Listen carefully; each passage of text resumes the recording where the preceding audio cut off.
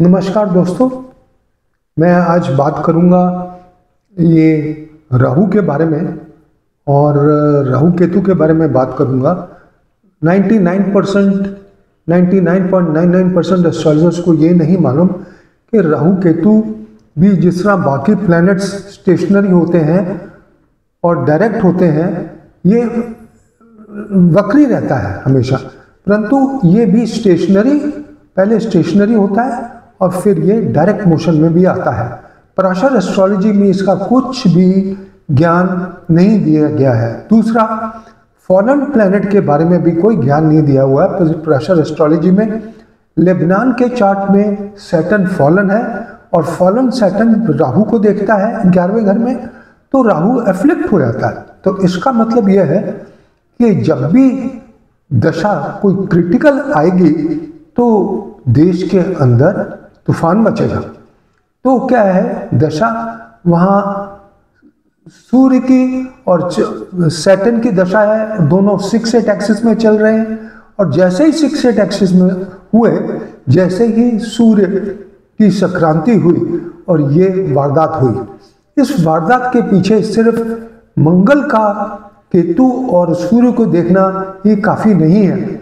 ऐसे तो कई बार होता है, परंतु इतना बड़ा हादसा तभी होता है जब राहु और केतु अपनी मोशन चेंज करते हैं, मतलब अपनी गति जब चेंज करते हैं, या वो स्टेशनरी हो जाएंगे।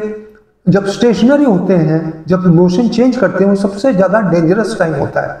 मैंने लिखा था अपने 12 सितंबर के एक आर्टिकल में, उसकी वीडियो भी बनी थी, और 1 सितंबर को भी मैंने लिखा था एक्लिप्स के बारे में, दोनों। और मैंने कहा था कि सितंबर में और अक्टूबर में मिला के जहां राहु केतु महीने में 1 या 2 बार स्टेशनरी होते हैं या डायरेक्ट होते हैं, उसकी जगह वो सितंबर और अक्टूबर में 36 दिन के लिए टोटल अपनी मोशन चेंज करेंगे।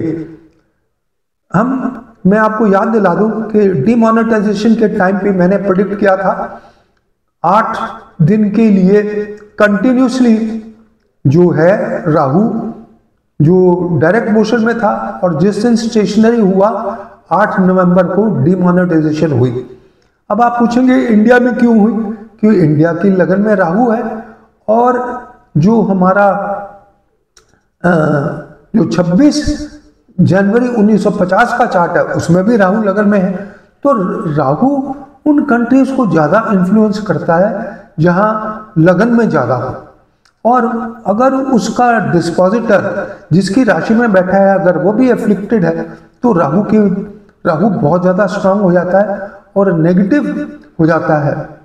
तो दर्शकों, मैंने कहा था कि सितंबर में 17 और 18 तारीख को वो अपनी मोशन चेंज कर रहा है। उससे पहले भी मैं आपको बताऊं, मैंने लिखा था 12 तारीख को आप देखिए राहु स्टेशनरी था, तो स्टॉक मार्केट कितनी ऊपर गई, और आज भी आप देख सकते हैं मार्केट इतनी ऊपर गई क्योंकि कल वो मोशन चेंज कर रहा है, तो इसलिए वो कल वो मोशन चेंज कर रहा है, तो थोड़ी सी मार्केट नीचे गई। तो अब सवाल ये है कि इतने दिन के लिए क्यों है? जब एक फोर्टनाइट के अंदर 15 दिन के अंदर 2 बार एक्लिप्स लगते हैं, तो राहु केतु बहुत लंबे टाइम के लिए डायरेक्ट और स्टेशनरी हो जाते हैं। और ये जब डायरेक्ट और स्टेशनरी होते हैं तो ये अमृत की जगह एक पॉइजन बन जाते हैं, स्नेक बाइट की तरह बन जाते हैं।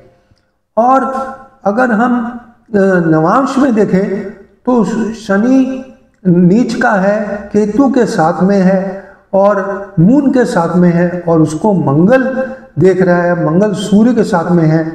अब ये नवांश में मंगल केतु को भी देखेगा, सूर्य को भी देखेगा। आप 30 तारीख को देखिए, मंगल केतु को भी देखेगा और सूर्य को भी देखेगा। परंतु नवांश में ये जो ग्रह सूर्य और मंगल है, ये भी एरियस साइन को ज्वाइन कर जाएंगे, जबकि वहां पे 5 प्लैनेट आ जाएंगे जो कि छठा घर है लेबनान का, रशिया का।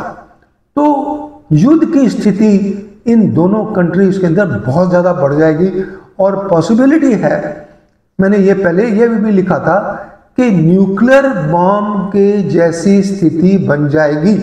अब पेजर्स को जब बनने का ऑर्डर ईरान ने दिया था ताइवान को, तो उस टाइम भी राहु जो था वो डायरेक्ट मोशन में था।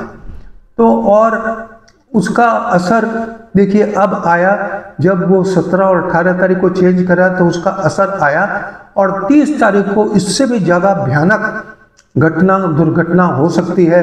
स्टॉक मार्केट के अंदर भी बहुत बड़ी दुर्घटना हो सकती है, एक्सप्लोजन है, वॉर्स है, पानी से सुनामी है, क्योंकि पानी की राशि में राहु चल रहा है, और केतु जो है वो एरीज राशि में चले जाएगा, और राहु जो है नवांश में वो तुला राशि में चला जाएगा, जो कि एयर का कारक है। तो जो कि जिसको बोलते हैं कि एरी साइन है। तो मैं ये बताना चाहता था कि जो मेरी प्रेडिक्शन है वो बिल्कुल 100% हुई। लोग 99.99% को यही नहीं मालूम कि राहु और केतु जब डायरेक्ट या स्टेशनरी होते हैं तो वर्ल्ड के अंदर वो तहलका मचा देते हैं, और स्टॉक मार्केट में भी बहुत ऊपर और नीचे के असर हैं। क्या कहते हैं, सितंबर और अक्टूबर में स्पेशली जब मंगल नीच का हो जाएगा और वो सूर्य शनि के साथ षडाष्टक योग बनाएगा, तो उसके बाद मार्केट के अंदर उतराव की पोजीशन बन सकती है।